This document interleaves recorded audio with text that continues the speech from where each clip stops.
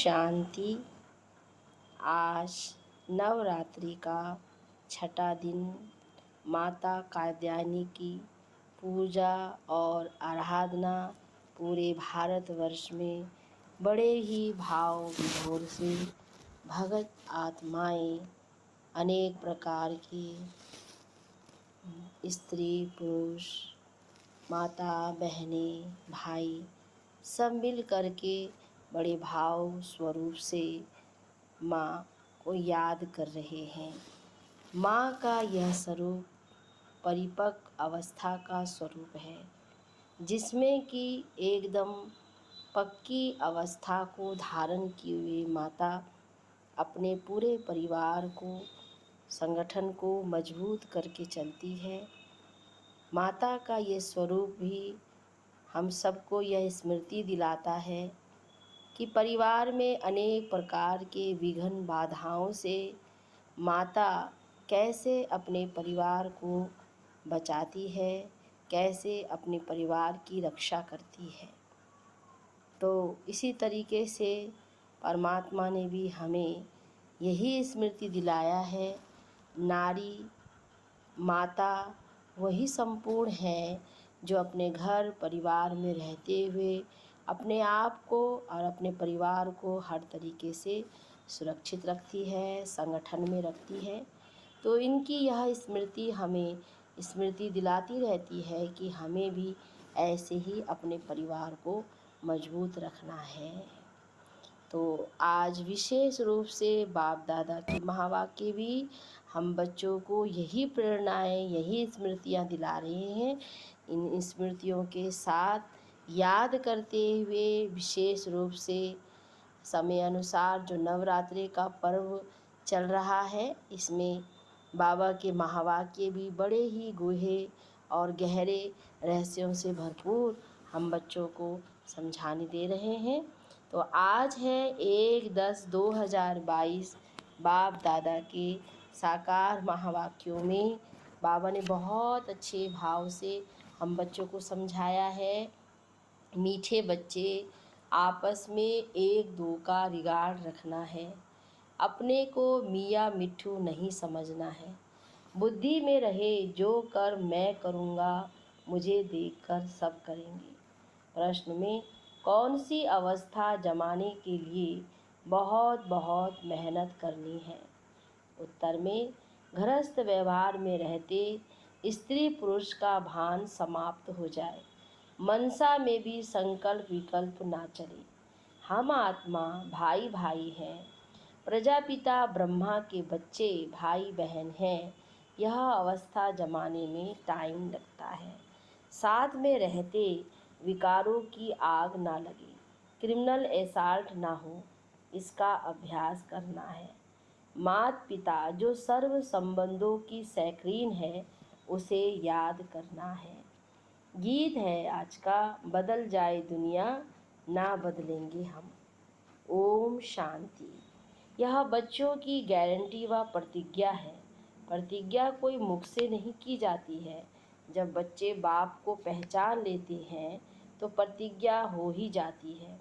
हर एक इंडिपेंडेंट मतलब स्वतंत्र पुरुषार्थ करता है पद पाने के लिए। स्कूल में भी सब इंडिपेंडेंट पुरुषार्थ करते हैं कि हम ऊंच पद पाएं।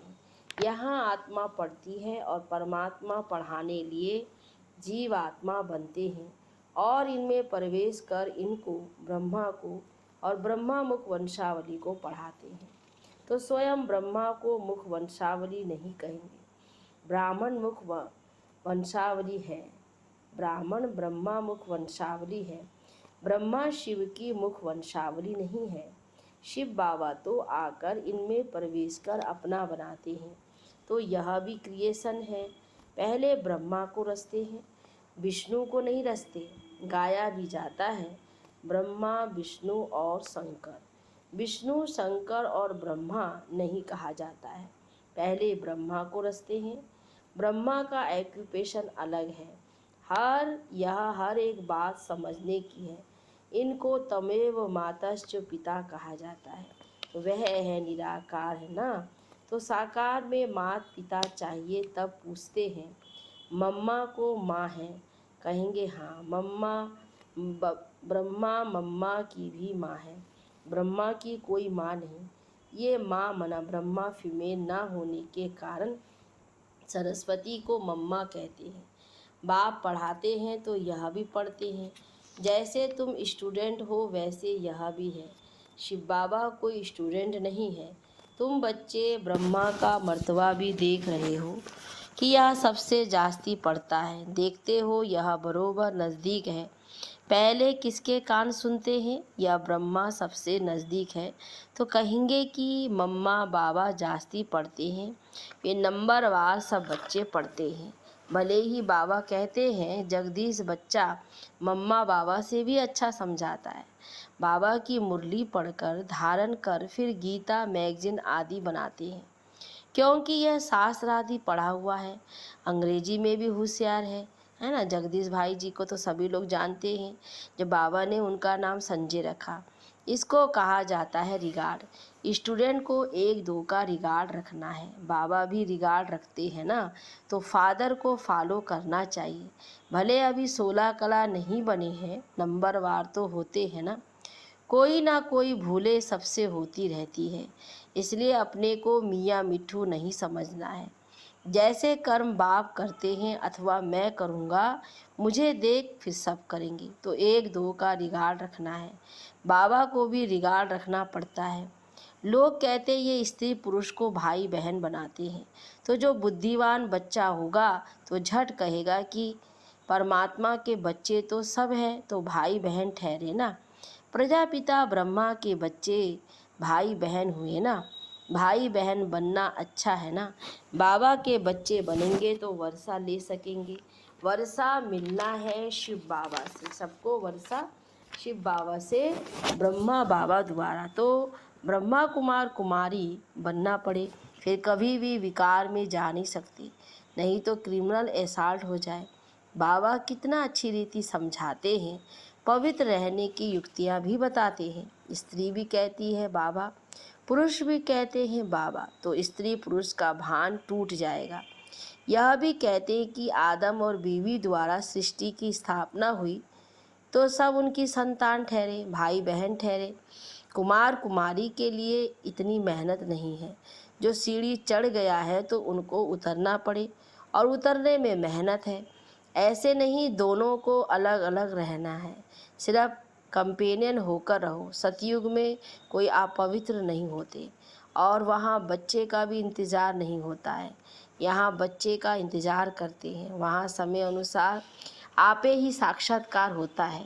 मनुष्य तो कहते ये कैसे हो सकता है, भला यहाँ के संपूर्ण विकारी कैसे समझे कि वहाँ विकार निर्विकारी होते हैं। वहाँ देह अभिमान होता नहीं, यहाँ देह अभिमान रहता है। देह छोड़ने पर लोग कितना रोते हैं, वहाँ रोना होता नहीं। वहाँ समय पर साक्षात्कार होता है कि शरीर छोड़ जाकर प्रिंस बनना है। यहाँ भी तुम साक्षात्कार करते हो कि तुम भविष्य में जाकर महाराजा महारानी बनेंगे। श्री कृष्ण जैसा बालक गोद में देखते हो। साक्षात्कार से यह मालूम नहीं पड़ता कि सूर्यवंशी महाराजा महारानी बनेंगे या चंद्रवंशी, क्योंकि ये बिल्कुल नई बात है। इसलिए कहा जाता है कि पहले बाप को पहचानो। बाप कहते हैं देखो मैं कितना लवली हूँ। बाप कहते हैं सभी संबंधों की सैक्रीन मैं हूँ। मैं कहता हूँ मुझे याद करो। कहते हैं त्वमेव माताश्च पिता त्वमेव। एक एक बात में निश्चय बिठाना चाहिए, परंतु कोई ना कोई बात में संशय आ जाता है, फिर राजाई पद पा ना सके। इसलिए बाप कहते हैं मन मना भव। बाप को याद करो तो तुम आशिक ठहरे। यह है रूहानी आशिक माशूक। ये पक्का करना चाहिए कि हम आत्मा परमात्मा की आशिक हैं। श्री कृष्ण सबका माशूक हो न सके। श्री कृष्ण को सब नहीं याद करते हैं। यह बाप कहते हैं मन मना भव। अब मेरे पास आना है, नाटक पूरा होना है, घर जाना है तो घर जरूर याद आएगा। हर एक बात की समझानी मुरली में मिलती रहती है। बच्चे मुरली नोट नहीं करते, फिर वही बातें बाबा से पूछते रहते हैं।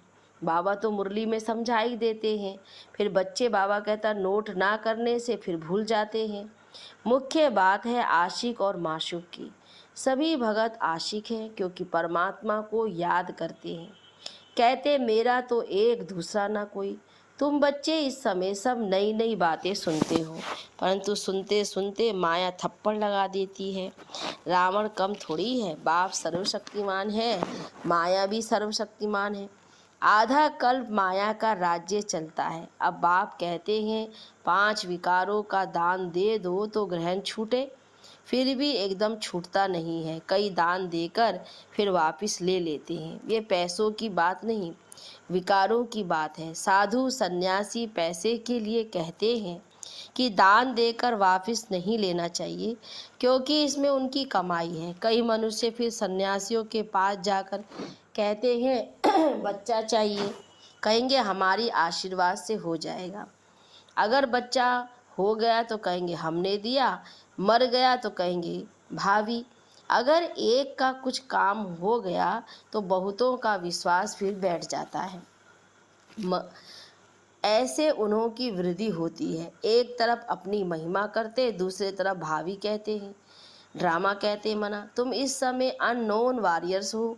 वह जो अननोन वॉरियर्स होते हैं उनका यादगार बनाते हैं और बड़े बड़े जाते हैं। कहते हैं सोल्जर्स पर फूल चढ़ाओ। अरे जिसका पता ही नहीं उनका यादगार कैसे बनेगा। अभी तुम अननोन हो, फिर तुम वेरी वेल नोन बनते हो, तुम्हारे मंदिर बनते हैं।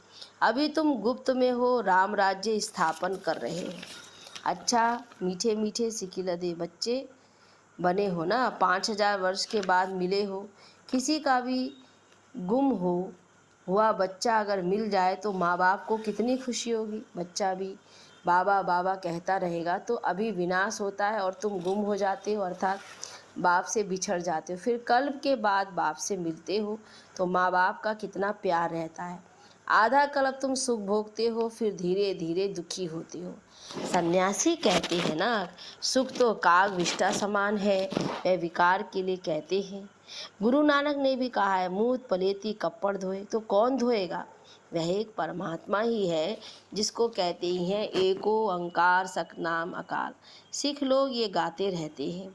इस ज्ञान में तुम बच्चों की बुद्धि बड़ी सुरूर यानी सयानी चाहिए, क्योंकि आत्मा को जगाना होता है तो आत्मा को सुरूर बनती है, आत्मा भी सयानी बनती है। कोई कोई तो बहुत अच्छे सुरूर बुद्धि हो जाती है। माताएं कन्याएं बहुत अच्छी खड़ी हो जाती है। नहीं तो माताएं बैठ पति को समझाए, इसमें बड़ी हिम्मत और निर्भयता चाहिए। बाकी तो सब नरकवासी है, दुर्गति में है। वह तो भक्ति में खूब नाचते ताली बजाते रहते हैं ना। अभी भक्ति चल रहा है, नवरात्रे चल रहे हैं तो बाबा ने उसी तरह से समझा रहे हैं। सदगति तो होती नहीं, तुम बच्चे सदगति में जाने के लिए बिल्कुल चुप रहते हो। नारद ने कहा मैं लक्ष्मी को वरूं, वास्तव में लक्ष्मी को वरने के लिए तुम पुरुषार्थ कर रहे हो, भगत तो वर ना सके।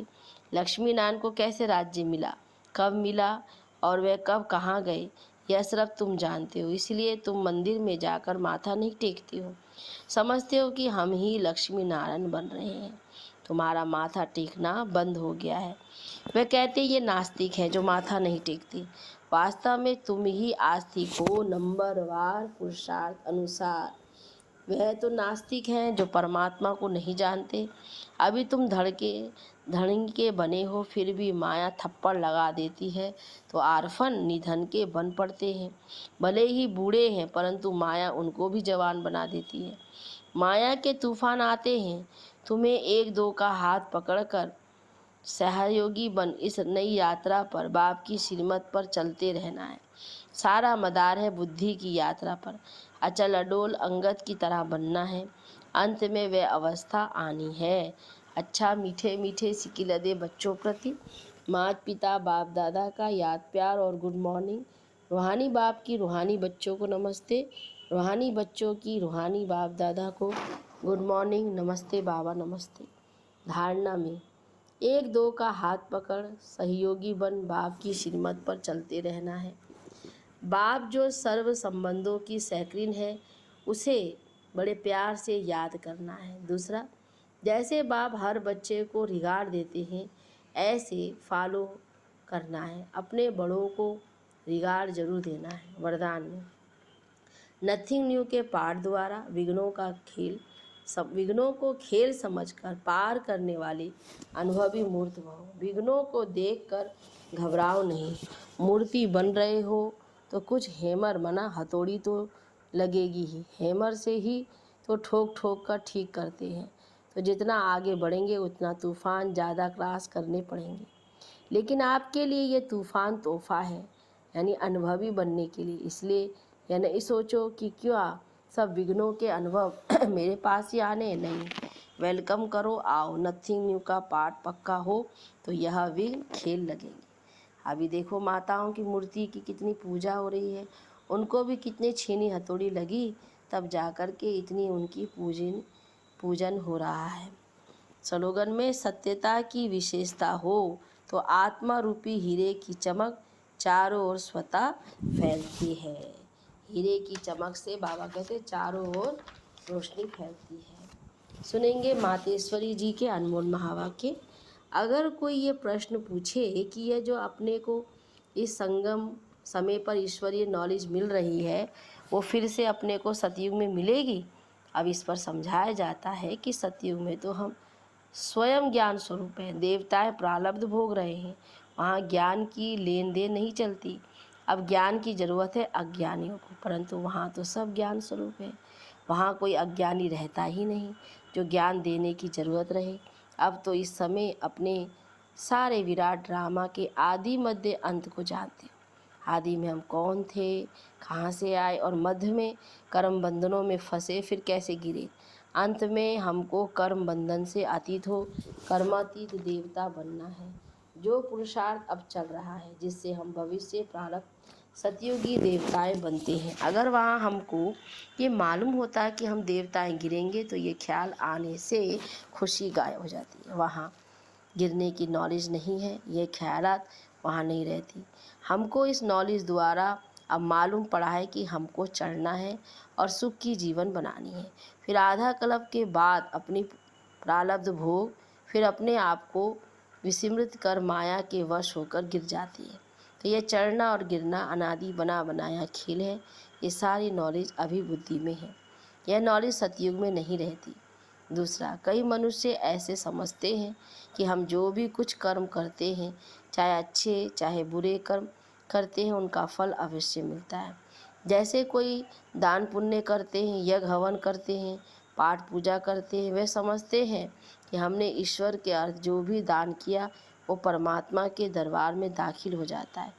जब हम मरेंगे तो वो फल अवश्य मिलेगा और हमारी मुक्ति हो जाएगी। परंतु यह तो हम जान चुके हैं कि यह करने से कोई सदा काल के लिए फ़ायदा नहीं होता। ये तो जैसे जैसे कर्म करेंगे उसमें अल्पकाल क्षणभंगुर सुख की प्राप्ति अवश्य होती है। मगर जब तक ये प्रैक्टिकल जीवन सदा सुखी नहीं बनी है, तब तक उसका रिटर्न नहीं मिल सकता। कल हम किससे भी पूछेंगे, या जो भी तुम करते आए हो, ये करने से तुम्हें पूरा लाभ मिला है, तो ये सुनने से वो लाजवाब हो जाते हैं। अब परमात्मा के पास दाखिल हुआ या नहीं हुआ वो हमें क्या मालूम। जब तक अपने प्रैक्टिकल जीवन में कर्म श्रेष्ठ नहीं बने हैं, तब तक कितनी भी मेहनत करे तो भी जीवन मुक्ति प्राप्त नहीं करेंगे। अच्छा दान पुण्य किया, लेकिन उसे करने से कोई विकर्म तो भस्म नहीं हुए, फिर जीवन मुक्ति कैसे प्राप्त होगी। भले इतने संत महात्माएं हैं, जब तक उन्हों को कर्मों की नॉलेज नहीं है, तब तक वो कर्म अकर्म नहीं हो सकते, ना वे जीवन मुक्ति को प्राप्त करेंगे। उन्हों को भी ये मालूम नहीं है कि सत्य धर्म क्या है और सत्कर्म क्या है। सिर्फ मुख से राम राम कहना, इससे कोई मुक्ति नहीं होगी। बाकी ऐसे समझ बैठना कि मरने के बाद हमारी मुक्ति होगी, ऐसे को फिर बेसमझ कहा जाएगा। उन्हों को ये पता ही नहीं कि मरने के बाद क्या फ़ायदा मिलेगा, कुछ भी नहीं। बाकी तो मनुष्य अपने जीवन में चाहे बुरे कर्म करे चाहे अच्छा कर्म करे, वो भी इस जीवन में ही भोगना है। जब यह सारी नॉलेज हमें परमात्मा टीचर द्वारा मिल रही है, तो कैसे शुद्ध कर्म करके अपने प्रैक्टिकल जीवन बनानी है। अच्छा, ओम शांति।